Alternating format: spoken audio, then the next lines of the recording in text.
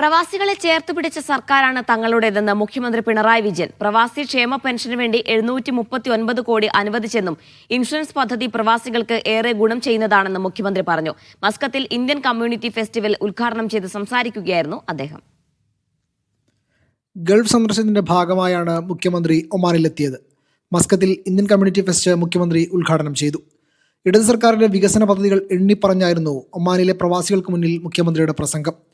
പ്രവാസി ഇൻഷുറൻസ് നടപ്പാക്കിയതിനെക്കുറിച്ചും പ്രവാസി ക്ഷേമ പെൻഷന് വേണ്ടി 2016 മുതൽ 2025 വരെ 739 കോടി അനുവദിച്ചെന്നും മുഖ്യമന്ത്രി പറഞ്ഞു. നോർക്ക കെയറിനെ കുറിച്ച് നിങ്ങൾക്കറിയാം. ഇപ്പോൾ നടപ്പാക്കപ്പെട്ടു. നമ്മുടെ രാജ്യത്ത് ആദ്യമായാണ് അത്തരമൊരു സംവിധാനം ഒരുക്കുന്നത്. ഇത് പ്രവാസികൾക്ക് മാത്രമുള്ള സമഗ്രമായ ആരോഗ്യ അപകട ഇൻഷുറൻസ് പദ്ധതിയാണ്. പ്രവാസികൾ കേരളത്തെക്കുറിച്ച് കുറ്റം പറയുകയില്ലെന്നും അവർ ജീവിക്കുന്ന നാടിന്റെ അതേ ഉയരത്തിലേക്ക് കേരളവും എത്തിച്ചേരണമെന്ന അഭിലാഷം പങ്കുവെക്കുമെന്നും മുഖ്യമന്ത്രി പറഞ്ഞു. തുടർ ഭരണം കേരളത്തിന്റെ വികസനത്തിന് സഹായിക്കുന്നതാണെന്ന് തെളിഞ്ഞിരിക്കുന്നു. ഇടതുപക്ഷം വീണ്ടും അധികാരത്തിലെത്താൻ സഹായിക്കണമെന്നും മുഖ്യമന്ത്രി അഭ്യർത്ഥിച്ചു. 2016 മുതൽ 21 വരെ ഒട്ടേറെ കാര്യങ്ങൾ ചെയ്യാൻ കഴിഞ്ഞു.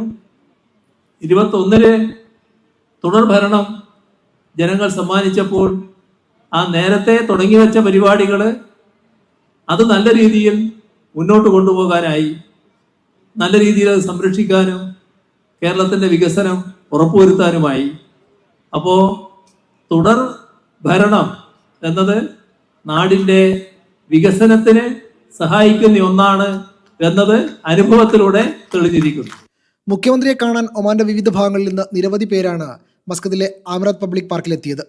മുഖ്യമന്ത്രിയുടെ ഒമാൻ സന്ദർശനം തുടരുകയാണ്. ഇന്ന് സലാലയിൽ നടക്കുന്ന പ്രവാസോത്സവത്തിൽ മുഖ്യമന്ത്രി പങ്കെടുക്കും. Media 1 Muscat.